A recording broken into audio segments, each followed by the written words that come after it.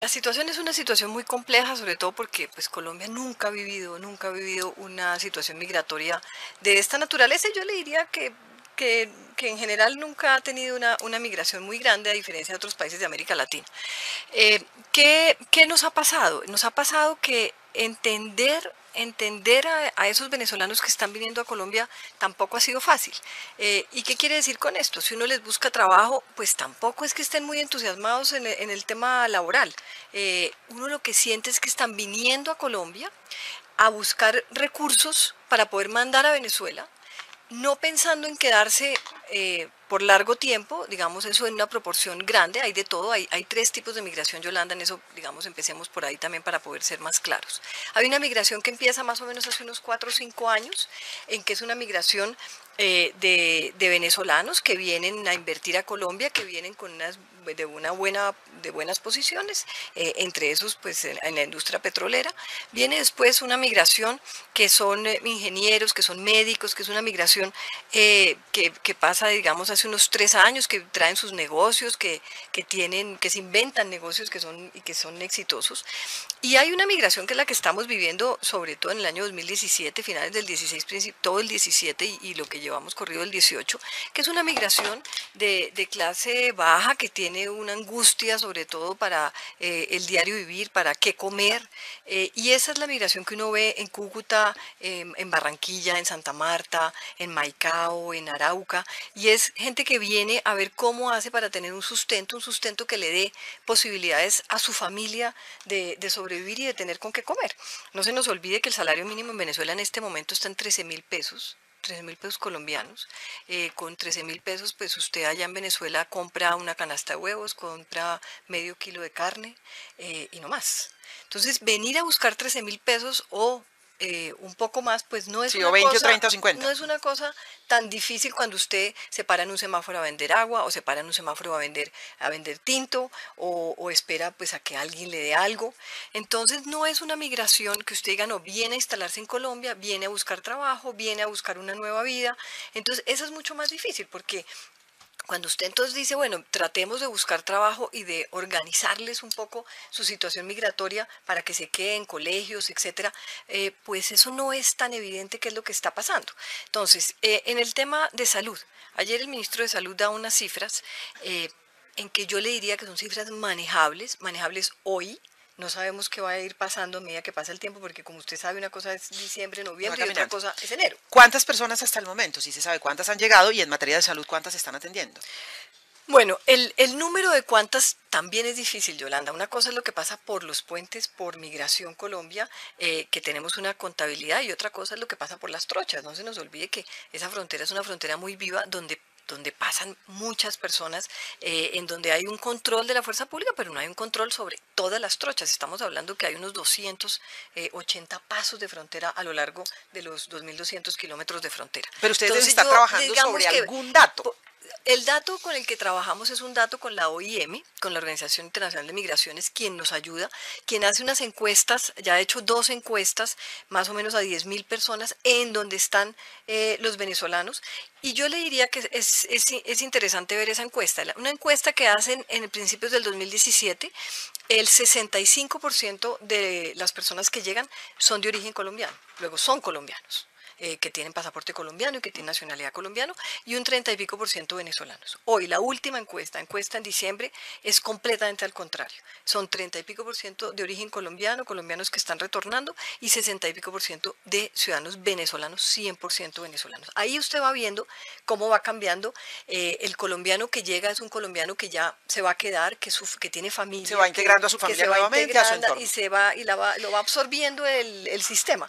Esto que tenemos ahora es un tema distinto, es un tema que vienen a veces con conocimiento de una persona, 2 personas. Mire, ayer, por ejemplo, la ministra de Educación comentaba de una familia en Medellín que llegó 100% venezolana, y conocían a alguien en Medellín, y entonces llegan a Medellín a ver cómo se organizan. Entonces esto ya es una cosa, digamos, que es distinta a lo que veníamos estando manejando, a lo que Pero veníamos manejando. para no pasar la página de las estadísticas, canciller, entonces no sabemos exactamente cuántos venezolanos Mire, el han cálculo ingresado. que nosotros tenemos por esa encuesta y digamos porque le hacemos muchas preguntas al venezolano que cruza por el puente, más o menos creemos que estamos alrededor de unas 600.000 personas. Ese es el dato que tiene migración, que son más o menos unas 350.000 formal que vienen o con el pasaporte y con su pasaporte sellado, o que vienen con lo que nosotros implementamos desde hace un año, que es la tarjeta de movilidad fronteriza. Esa tarjeta de movilidad fronteriza, ¿la idea cuál era? La idea era que ciudadanos que vivían en la frontera venezolana, que pasaban a Colombia por 1 o 2 días o para ver a la familia o para comprar víveres o para comprar medicamentos, pudieran cruzar esa frontera sin que tuvieran el inconveniente de que no podían entrar porque no tenían pasaporte. Mucha gente en Venezuela no tiene pasaporte, por no decir la gran mayoría. Entonces, esa tarjeta migratoria hoy día la tienen más o menos 1.500.000 personas. Muchos la sacan para ese ir y venir, tenemos 35.000 personas al día que atraviesan el puente Simón Bolívar, que van y vienen todos los días. ¿Y de esas cuántas se quedan? De esas tenemos un porcentaje que se pueden estar quedando unas 500, unas 1.000, pero también hay días a la semana en que el movimiento hacia Venezuela es mucho mayor. Entonces uno puede decir, bueno, se están quedando una semana, 2 semanas y vuelven otra vez, pensando en trabajar 1 o 2 semanas y con eso que tienen se devuelven y viven. Ese ingrediente, como usted lo plantea, canciller, implica que, claro, si las personas están viniendo para estar 15 días, 20 días, un mes y devolverse después de que consiguen algo de plata, implica que va a ser, como lo dice usted, más difícil atenderlos. ¿Cuál es el plan que se está pensando para esas personas que no se quieren instalar en Colombia? Es decir, ¿qué se puede hacer con ellos? Que van y vienen que todo van el y tiempo, vienen. sí, y que se quedan y que muchos de los cuales están ocupando entonces espacios públicos donde claro, los alcaldes y los gobernadores están angustiados. Entonces, ¿qué es lo que vamos a hacer? ¿Qué es lo que estamos haciendo? Hay unos albergues en donde estamos direccionando a esas personas para que duerman en albergues. Eso lo estaba coordinando la unidad de gestión de riesgo y un equipo mío de la Cancillería, pero pues esto, digamos, es mucho más de la unidad de gestión de riesgo porque es la atención a población.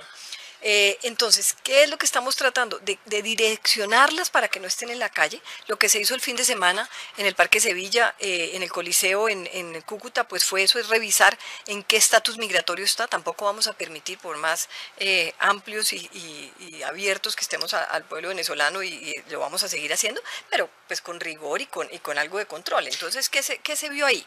¿Quién tiene tarjeta migratoria? ¿Quién entró con un pasaporte y tiene derecho a estarse 90 días? ¿Y quién no tiene absolutamente nada? Y en eso sí estamos diciendo, esas personas que no tienen absolutamente nada se deportan. Se deportan. O sea, estamos muy amablemente diciendo, vayan si necesitan y si buscan algún tipo digamos, de papeles, pues ahí Colombia los va a recibir. Pero sí estamos tratando de poner un poco de orden. En ese sentido, pues ayer en el Consejo de Ministros estuvimos hablando todos los ministros que estamos involucrados. Esto quiere decir salud, educación, la unidad de gestión de riesgo, el Ministerio de Hacienda, en donde vamos a tener que responder para que a las ciudades no se vean afectadas por esa migración. Ahora, en materia de deportados, canciller, ¿qué tan grande ha sido el número? Es decir, ¿qué tanta gente está entrando sin tener la tarjeta, sin tener el pasaporte, sin tener algún tipo de papel en regla? ¿Son muchos? Bueno, digamos, cuando uno compara históricamente, pues obviamente es mucho. Estamos hablando de unas 2.000 y pico de personas, más o menos. No sé lo que pasó el fin de semana en deportación, pero lo que pasó el año pasado, deportamos 2.200 venezolanos que no tenían absolutamente ningún tipo de documento en todo el año.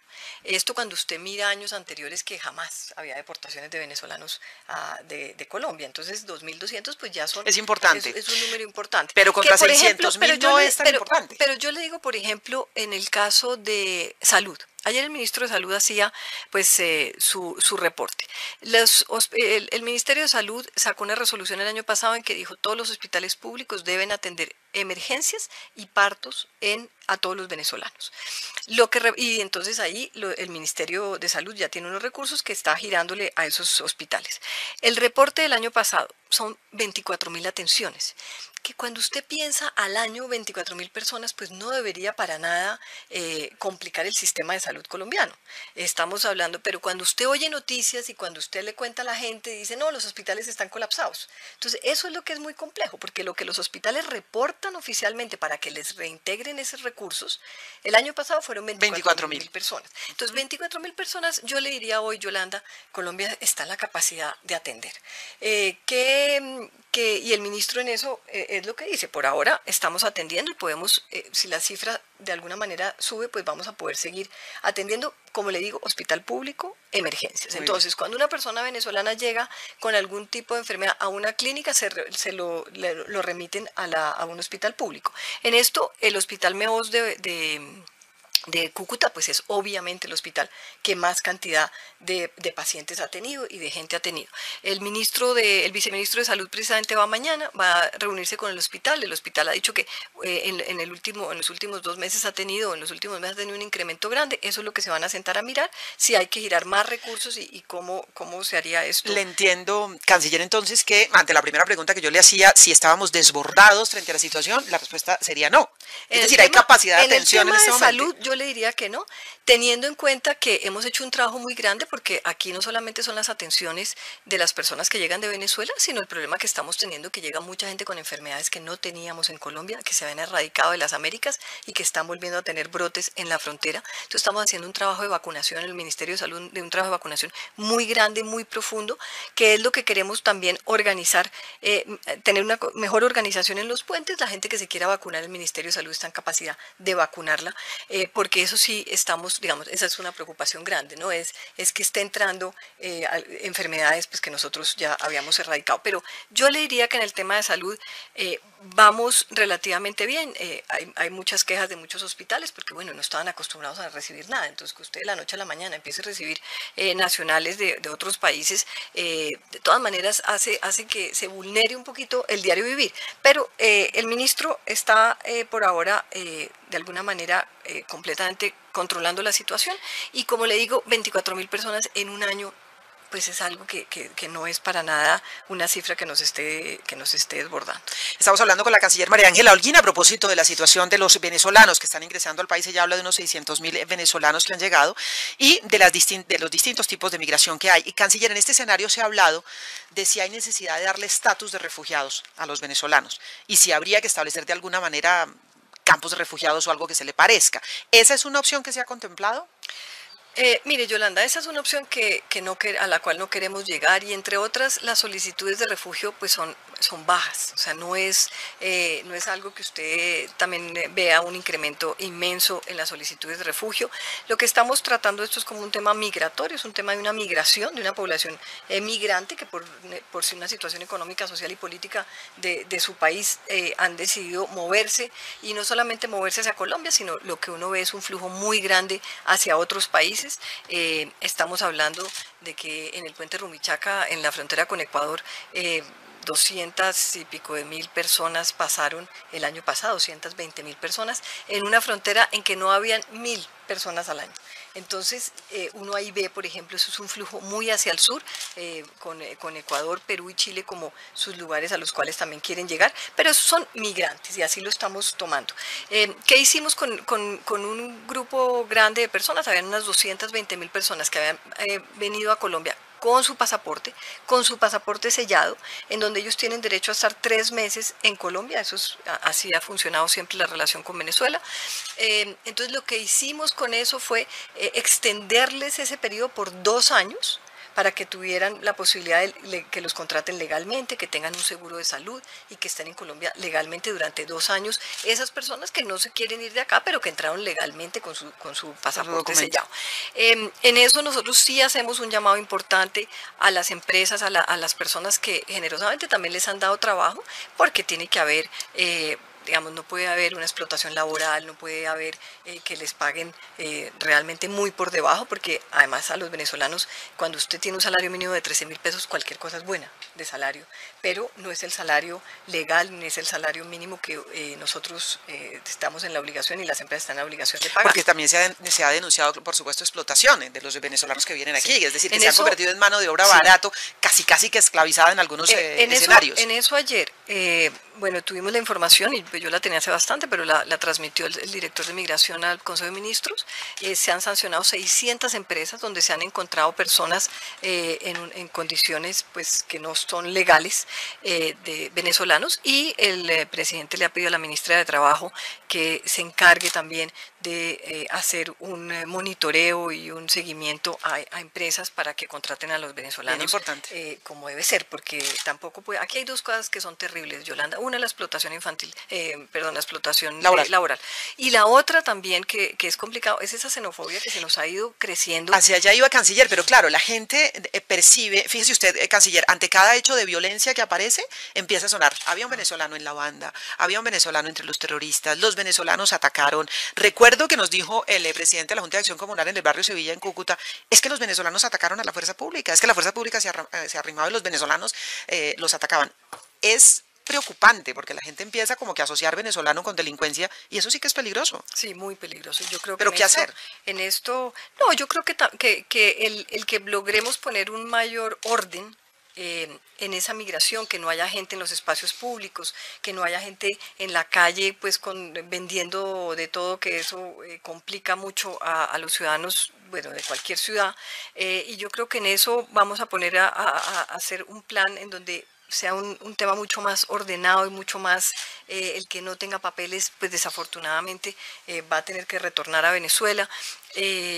Y creo que con ese orden la ciudadanía se va a sentir un poco más tranquila, porque también la intranquilidad de que usted llega a un semáforo y le llegan 20 personas vendiéndole agua, vendiéndole café, vendiéndole lo que sea. Se pues montan al transporte público. Entonces, si logramos tener eso, le hemos pedido también a la directora del Instituto de Bienestar Familiar, quien viaja hoy a Cúcuta y va a estar hoy y mañana, porque hay mucho niño también en la calle. Eso es un tema del Instituto de Bienestar Familiar, tiene que hacerse cargo. En eso, pues el presidente también le ha pedido a todas las instituciones que se hagan cargo a fondo. El tema de la prostitución es un tema que también complica mucho a muchas ciudades y tiene angustiada mucho a la ciudadanía, como le digo, el poner como orden y tratar de que no estén en los espacios públicos. Tenemos esos albergues, vamos a abrir un centro de atención en el momento de recibir a esos migrantes que no tienen dónde estar, y con Naciones Unidas, con varios de los organismos de Naciones Unidas. Y yo creo que eso pues nos va a ayudar un poco a arreglar. Eso no quiere decir, Yolanda, que es un problema grandísimo, es un problema donde uno está viendo un país con una hiperinflación gigante, con una situación económica muy compleja, con cero de oferta laboral, luego así que de demanda laboral. Así que lo que vamos a ver es que esto sí puede tender a complicarse aún más. Por eso tenemos que estar mucho más organizados, mucho más comprometidos cada entidad del Estado, y la unidad de gestión de riesgo en cabeza de ellos, para poder organizar lo que está pasando, y obviamente Migración Colombia. Canciller, en medio de todo este escenario, ¿qué ha pasado con la agenda bilateral? Colombia y Venezuela tenían unos intereses en tema de seguridad en la frontera, batalla contra el contrabando, contra el narcotráfico, temas económicos. ¿Eso está parado? ¿Están rotas de facto las relaciones? Digamos que no, yo tengo contacto con el canciller, conversamos de temas puntuales, especialmente los incidentes fronterizos que hay.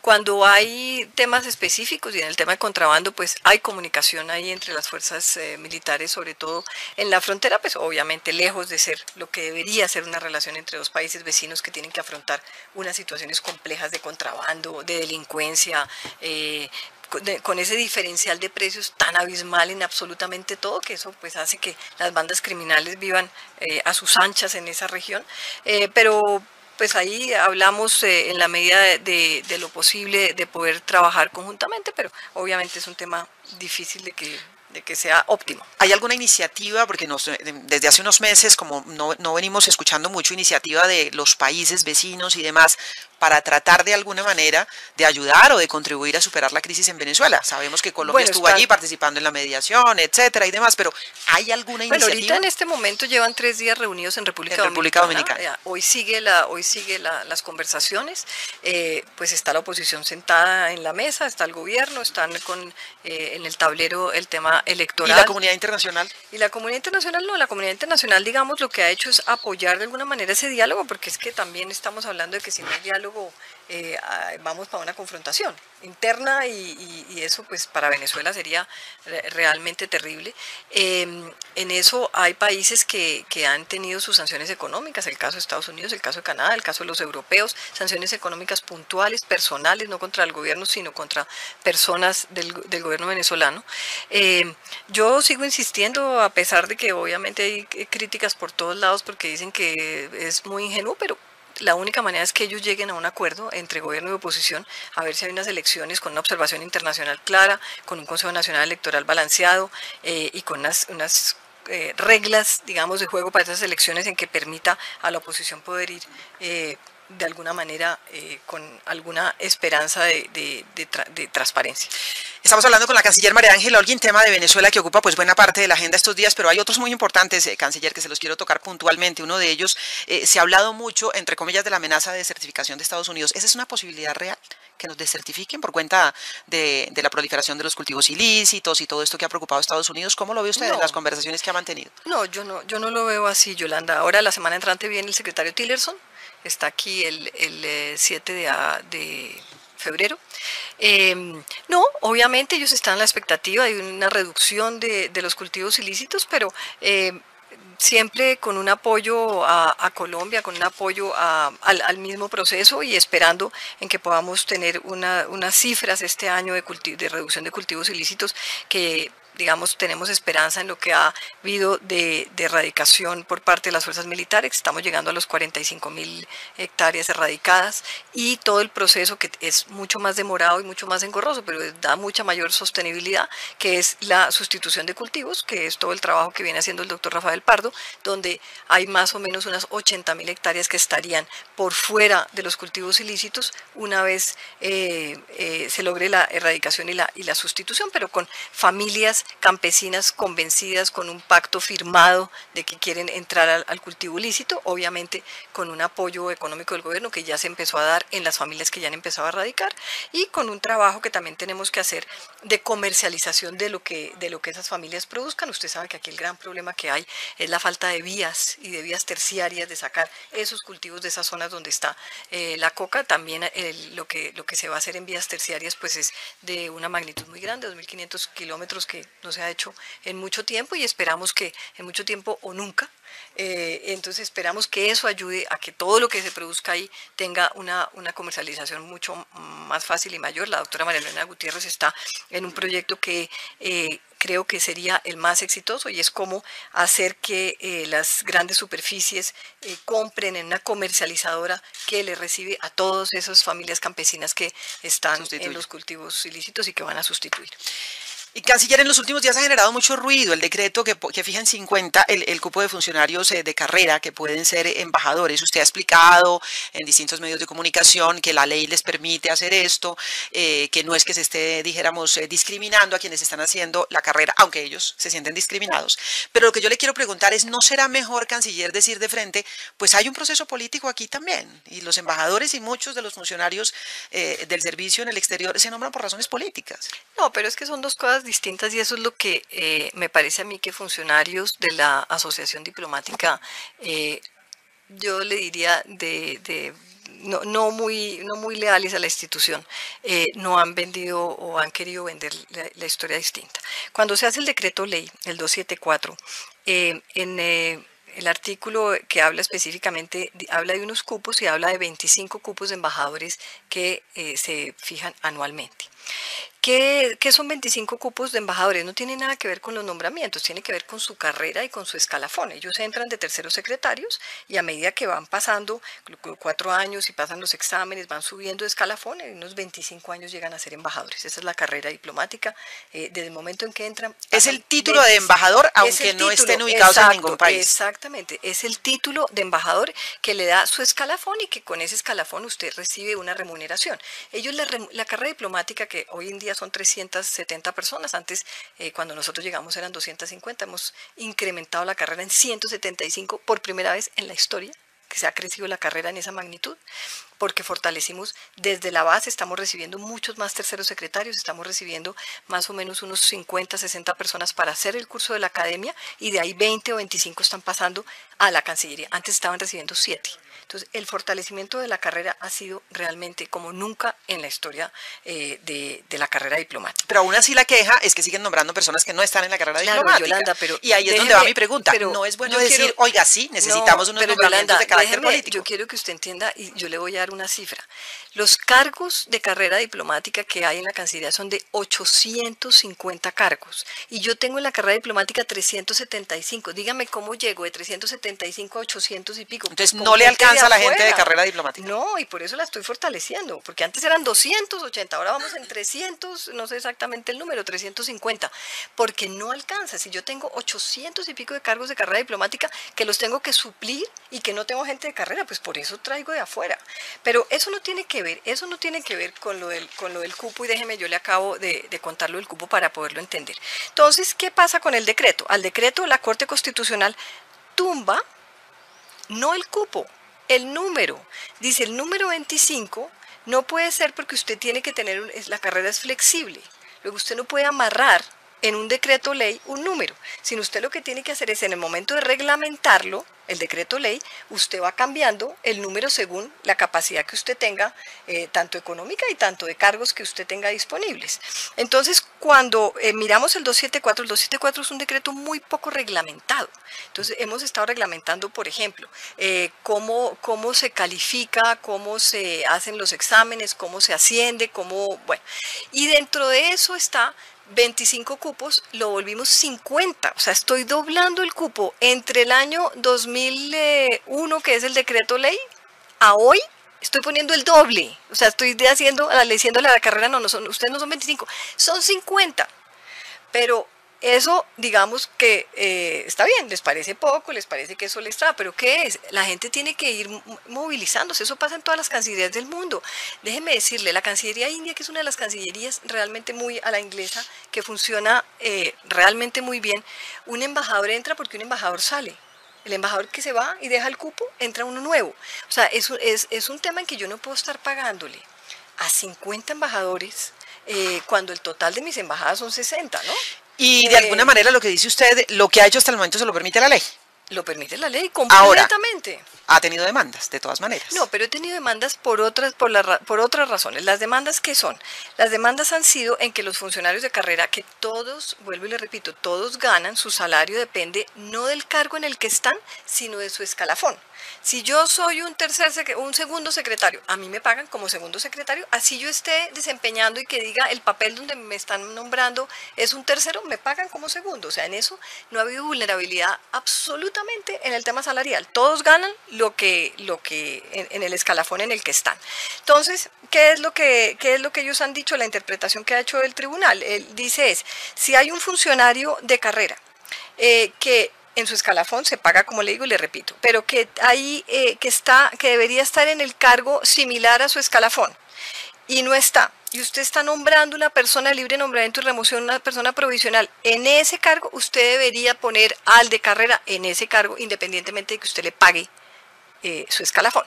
Entonces, ¿qué fue lo que hicimos? Hicimos un esfuerzo grande presupuestal, porque todo esto también surge del crecimiento de esos cargos, de esa nómina, sobre todo en terceros secretarios, que es a donde ha crecido mucho.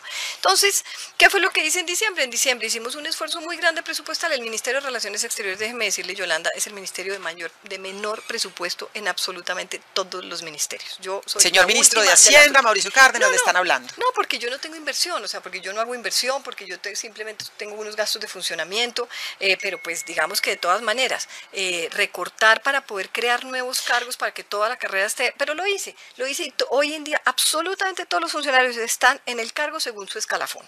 Señora Canciller, le cambio de tema y le pido unas respuestas muy puntuales porque se nos van a quedar en el tintero, como siempre, muchísimos asuntos. ¿Colombia ya solicitó extradición de Andrés Felipe Arias? Uy, pero hace rato. ¿En qué va eso? No, pues eso falta que los Estados Unidos responda. Ahí pues ha habido unos avances creo que el fiscal general, eso fue hace unas semanas, le pidió al juez que se permitiera la extradición.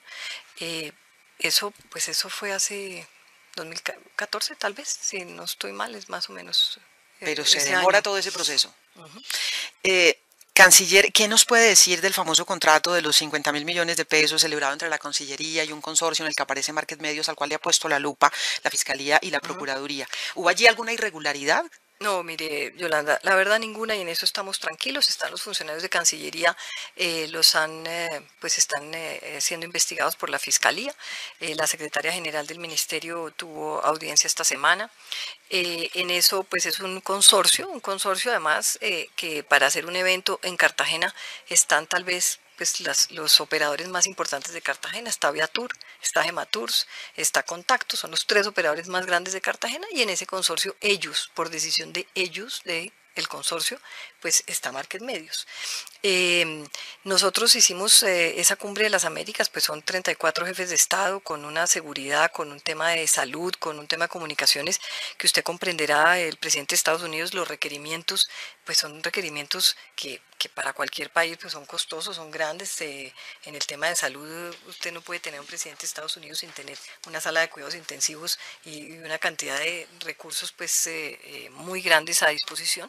Pero yo le diría, yo estoy tranquila, los funcionarios están respondiendo, pues están trabajando con sus abogados y esperamos que eso salga pronto para acabar de esclarecer todo. Canciller, en un mundo en donde hay un Donald Trump, un Kim Jong-un, un Nicolás Maduro, ¿tienen futuro las relaciones diplomáticas? Pareciera que eso como que a ratos va pasando de moda y ya no se usa. Bueno, Ahora pues los si no hubiera, presidentes y los cancilleres insultan, vociferan, pero si se no, amenazan con el botón. si no hubiera, estaríamos en guerra por todos lados. Por lo menos las relaciones diplomáticas y lo que hace la diplomacia pues es tratar de trancar en la medida de lo posible. Si no, yo sí creo que estaríamos todos pues en batallas campales por todas partes. ¿Le ha dado ganas en algún momento de soltar la diplomacia e insultar a alguien en estos 7 años y medio? Uy, ni sé ni me haber dicho muchas. Cuéntenos. No, no, no.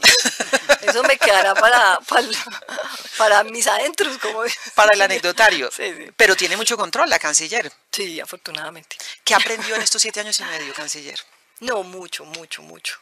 Mire, yo sí le digo, aprendí a querer este país como tal vez nunca lo había hecho. Yo pues he sido funcionaria pública hace muchos años, llevo tal vez casi 25 años en el Estado, tomé la decisión de ser funcionaria pública, creo en el Estado, creo que todo lo que uno haga para mejorar la calidad de vida a los colombianos y por mostrar que este país, la riqueza y el potencial de este país, y estos años me han dado esa posibilidad. Cuando ustedes dicen que ya nos han quitado 61 visas en el mundo, quiere decir que logramos vender que en este país, que esto es un país de gente buena, de gente trabajadora, de gente capaz, de gente con talento, con un país maravilloso que tiene todo por ofrecer, que desafortunadamente hemos tenido situaciones como el narcotráfico, como la guerrilla, que son esos puntos negros que hacen que el país se vea negativo y que a la gente le parezca que es un país complicado.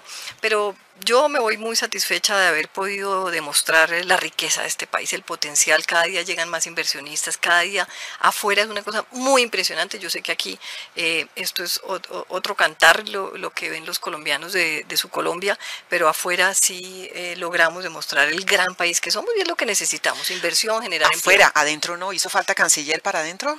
No, yo no creo, yo creo que es que los colombianos tenemos también una necesidad tremenda de ver solo lo malo y de buscarnos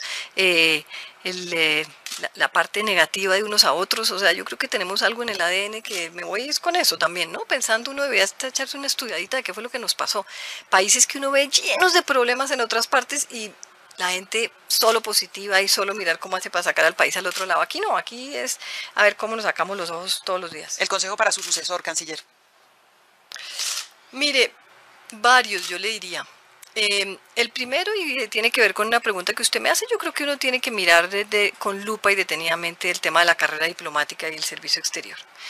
Yo creo que sí hay que profesionalizarlo más, yo creo que tenemos unos excelentes embajadores, excelente gente que trabaja y yo creo que eso hay que trabajarlo y hay que mirar cuál es el mejor camino.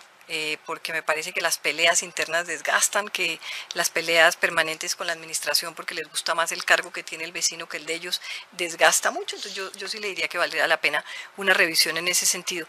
Y tener todo, digamos, una energía muy positiva de que está representando un país extraordinariamente espectacular, con una posición geográfica única en el mundo, con un potencial y con una gente que no ve uno en América Latina. ¿Fue más fácil hablar con Maduro o con las FARC? Uy. Yo creo que yo le diría que la relación con Maduro tuvo como una etapa. Yo en esta etapa de Maduro presidente, pues la verdad tuve muy poca interacción con él. El Maduro canciller era otra cosa. El Maduro canciller era una persona con la cual se podía Pero hablar, no me responde. que razonaba, que bueno, con las FARC difícil, pero yo creo que el hecho de haber podido firmar la paz, pues quiere decir que se pudo. ¿Le ha quedado tiempo para la literatura francesa? Usted hizo estudios de literatura francesa, ¿le queda tiempo para montar en bicicleta, que sabemos que le gusta? Poco, pero bueno, ahorita en vacaciones sí tuve afortunadamente tiempo de leer un poquito, vamos a ver lo de la bicicleta, no, pero espero a partir de agosto a ver si retomamos todos esos buenos hábitos. ¿Plan para el 8 de agosto? Uy, yo creo que me voy a ir un tiempito, Yolanda, hay que irse, hay que descansar. Sí me siento que uno tiene que como desconectarse, descansar, así que pienso irme un par de meses y después ya veré qué hago cuando vuelva. Desde el punto de vista personal, ¿qué le queda de este paso por la Cancillería? La canciller que más tiempo ha durado en ese cargo. No, mire, yo sí me siento muy tranquila, hice todo mi mayor esfuerzo, trabajé incansablemente, sin un día de no pensar en cómo mejorar, en cómo nos ven mejor, en cómo podemos tener un mejor país y cómo los colombianos lo reciben mejor en el exterior. Esa fue como una obsesión que tuve. Me voy, digamos que en eso satisfecha y creo que se hizo todo lo que se pudo. No, bien, desde el punto de vista personal me dediqué a un trabajo que lo hice y lo hice a cabalidad y convencida de que era lo mejor para los colombianos. En una frase, el reto para los 6 meses que quedan. No, pues mirar este tema de Venezuela es un tema que es un reto muy grande. Nosotros tenemos que lograr ser generosos en recibir venezolanos, pero de una manera organizada, de una manera de cómo pueden el que se quiere quedar reintegrarse a esta sociedad y lo que no poder dar el tiempo suficiente para que puedan retornar a su país cuando las condiciones así lo permitan. Eso es un reto grande, y acabar de consolidar unas agendas que hemos hecho en el mundo entero y que son importantes, que generan inversión, que generan comercio. Así que esos es como los dos temas en los que estaremos.